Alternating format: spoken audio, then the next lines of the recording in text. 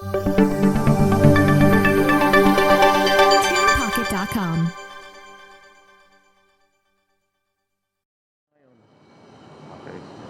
Okay, ang susunod po magtatanong ay si Miss Tricia Terada ng CNN Philippines.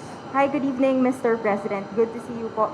Sir, first question, how do you intend to address Filipinos who are still apprehensive to get vaccinated, more so with Chinese brands, for example, Sinovac? Guarantee.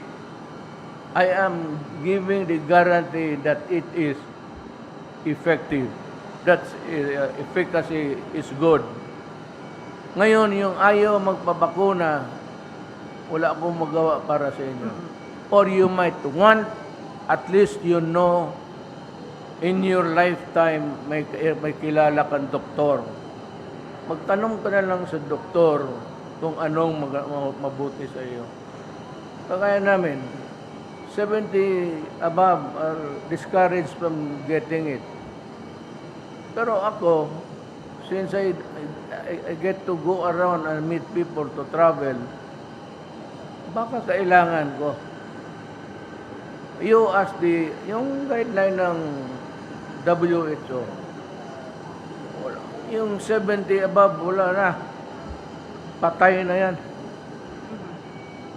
Eh, ako 32 na next month.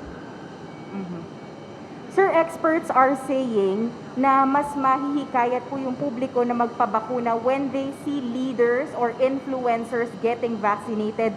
Sino po yung mga inatasan niyo, sir, na maunang magpabakuna, especially with the arrival of Sinovac?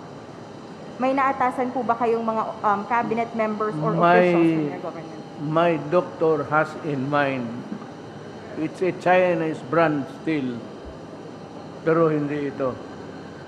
Siya nakaalam ng konstitusyon ng katawan ko eh. Yes.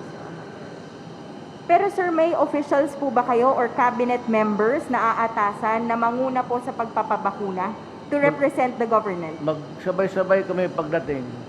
Yung hinihintay lang natin yung ano. Manila. Okay. Sir, Ako naghingi ako. Personal. Wala silang stock na ano. Naghingi ako para sa pamilya ko, pati sa akin. Pati yung, I don't know if we would have enough vaccines for everybody. But I think I can accommodate itong cabinet members. Sir, I understand and you mentioned several times that you are grateful to the donations of China. Ito pong Sinovac, yung una po nilang pinadalang bakuna. But sir, Correct. how do you wish to address concerns about, or fears, sir, about the objective of vaccine diplomacy led by China and concerns, sir, on our possible position on different issues with China? Ano daw po yung, tama ba ang tanong mo, no? Ano yung maging epekto sa iba pang mga issues na meron po tayo sa China dito sa Pagdating po ng bakuna, sir. Sinovac vaccine? Well, that's a matter of geopolitics.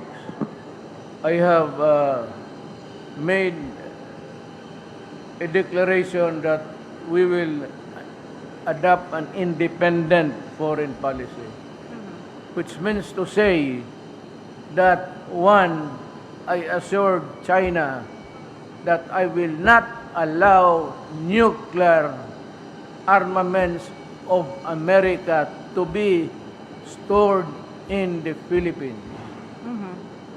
Yan ang sinabi ko. That's the guarantee that I have. Na hindi ako papayag.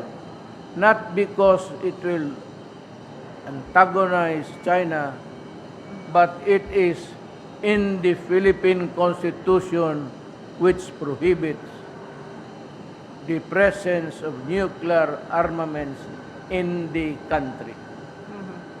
So sir, just to put it on the record and to be very clear about it, despite or amid this donations, we will not compromise anything on issues between China. China never asked for anything. China has been giving us everything, but never asked anything from us, actually. ang pinakamabigat ang Amerikano, ang hinihingi nila ang base. Alam mo ba kung anong mangyari? Do you know the direct consequence? Kung magkagera, and it will surely start, maybe in the theater of war would be the Spratly and China Sea. Katabi lang tayo, Pangasinan, it's just kaharap. Maraming probinsya na yan. Alam mo kung may armament sila dito, ang unang tatamaan yun. Saan? Sa Pilipinas. We are taking a very big gamble there. Kasi kung walang armament sa Pilipinas, yun lang kailangan natin sa counter-insurgency. Okay na, we do not need weapons that could fight other countries because we do not have it, the arms, and we do not want it. Ang unang matamaan, ang Pilipinas.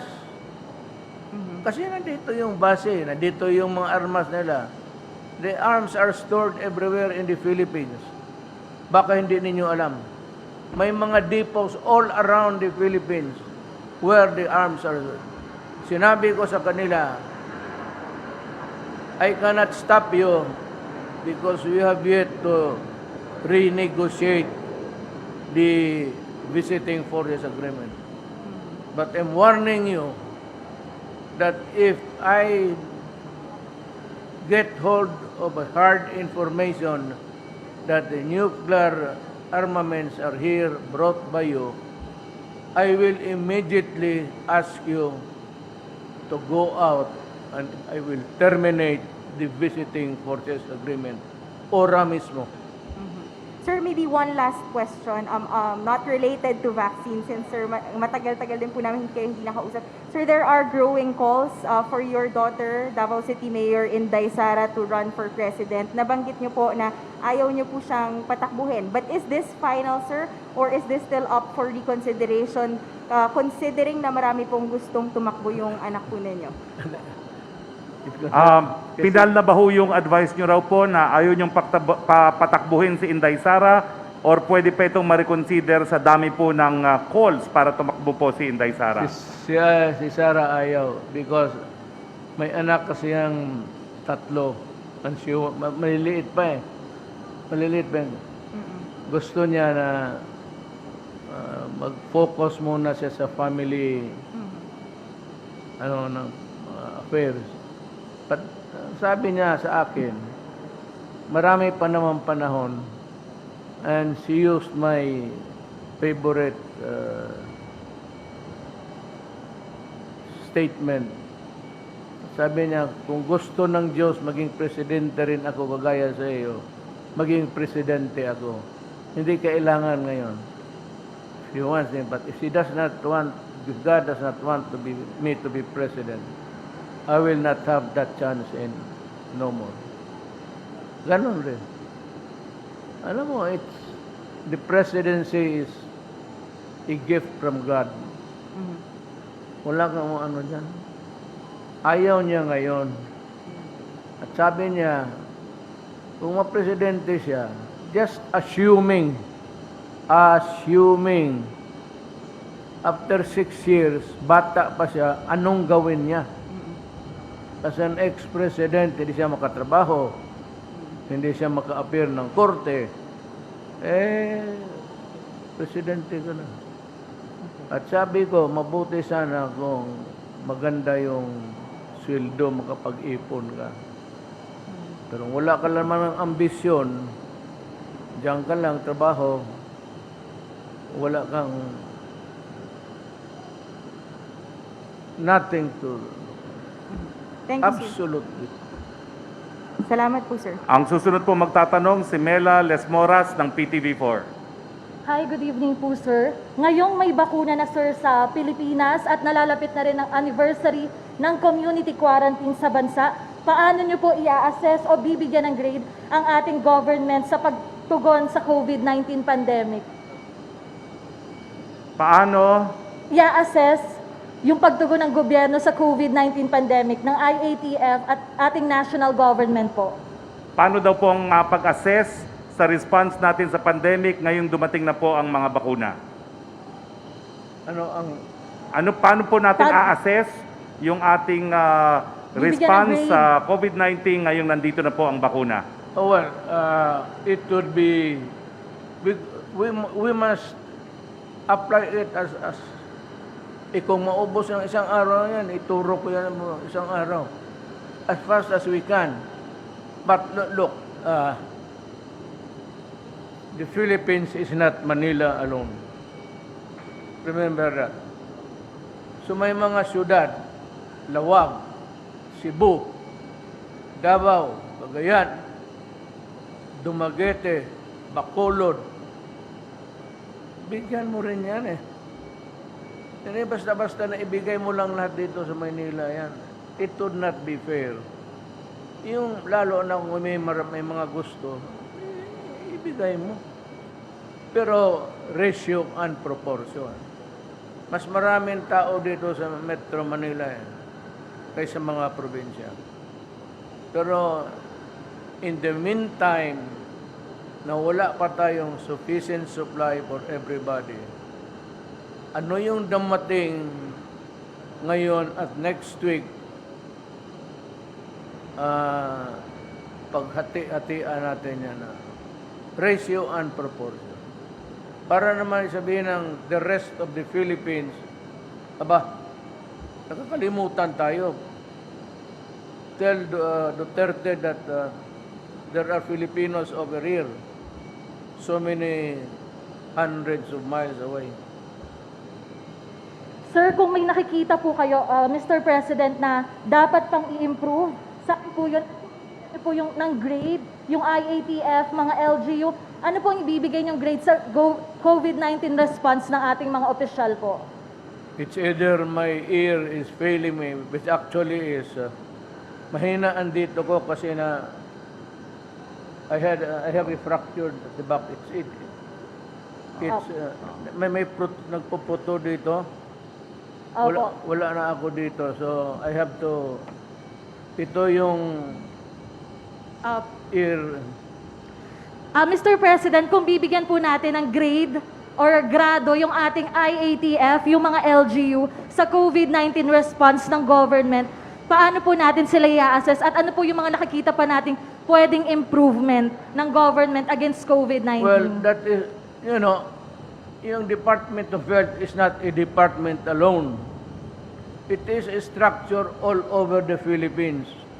So it behooves upon the municipal health officer, the city health officer, the provincial health officer, lahat sila must keep a record that is mandatory so that visitations can be made, especially those who are of age and vulnerable sa yung mahina ng katawan.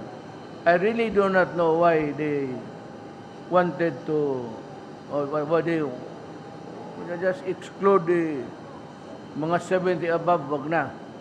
Pero ito yung mga vulnerable sa may underlying cause. There is anemia, maybe leukemia.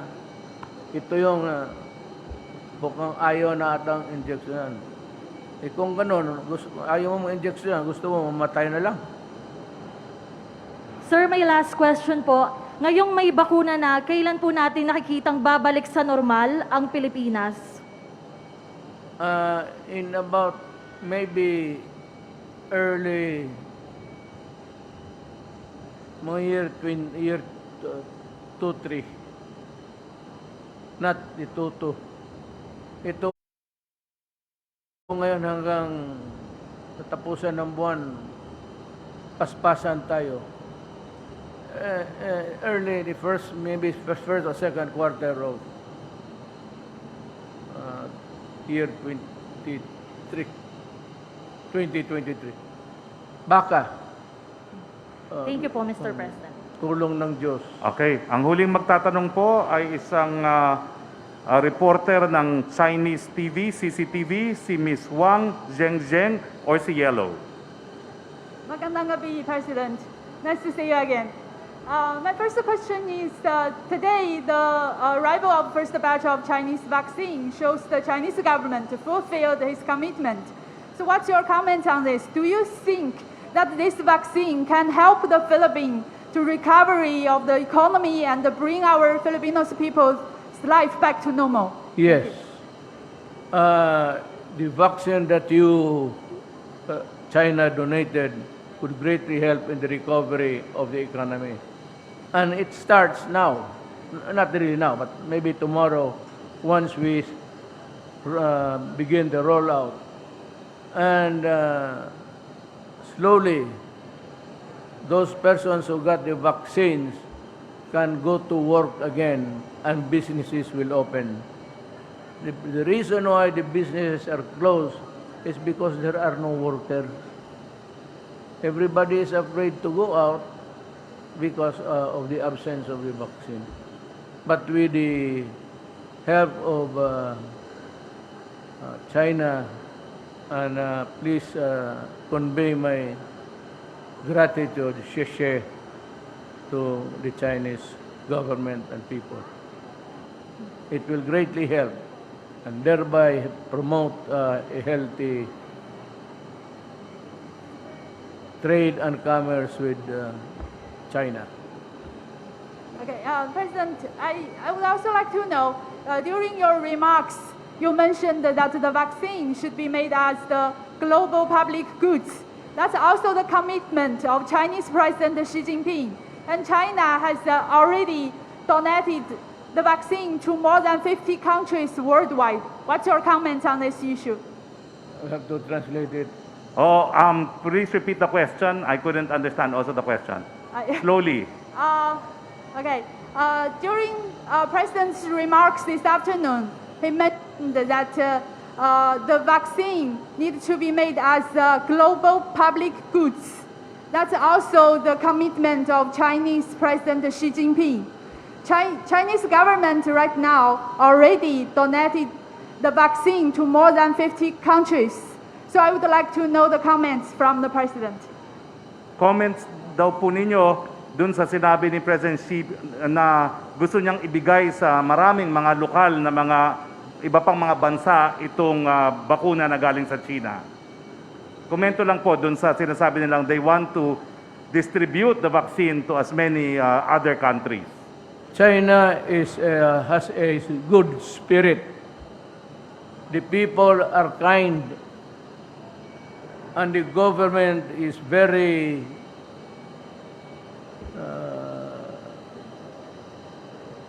not only just a great respect and love for mankind.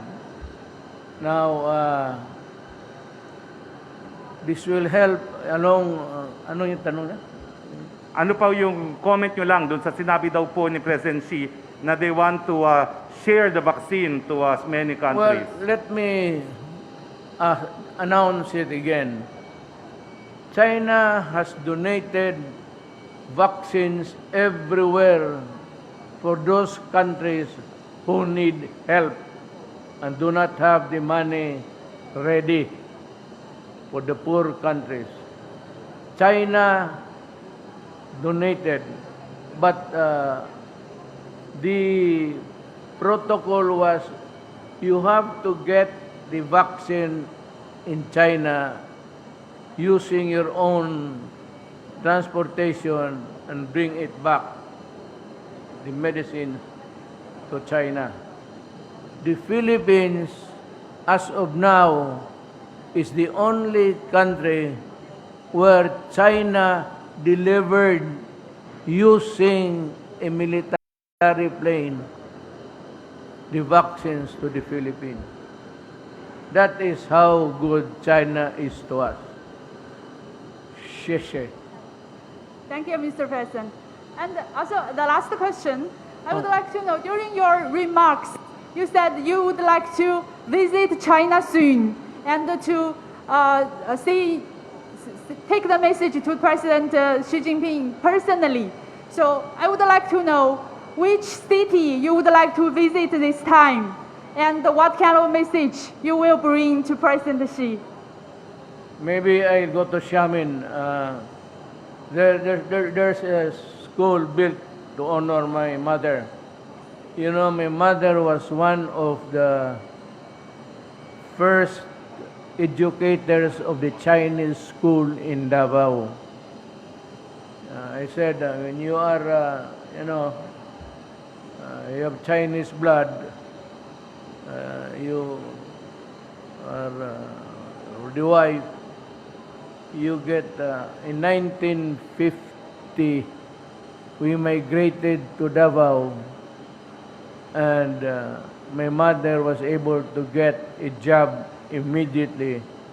She was taken in by the Davao Chinese School. She was one of the earliest educators. So in China, they have built a building they named after my mother. So I'd like to go to Xiamen before going to Beijing. But what is important is that I told the ambassador, I would like to thank, I'll to travel to China even one day, just to tell President Xi Jinping, thank you. And I fly home. I want it to do personal, because China has been good, and the way that's helping us right now, I suppose that a debt of gratitude should be paid by a personal visit. Okay. Thank you so Maraming much, salamat. Maraming salamat, Mayor. Dito po nagtatapos ang ating press conference. Maraming salamat po sa mga kasama natin sa Malacanang Press Corps. Ay, At sa lahat salamat. po ng sumabaybay. Magandang gabi po sa inyong lahat. Dito po nagtatapos ang makasaysayang araw na ito kung kailan dumating ang kauna-unahang mga bakuna laban sa COVID-19. Dito po nagsisimula yung pagdating na liwanag sa panahon ng kadiliman. Magandang gabi po sa inyong lahat at maraming salamat po sa inyo.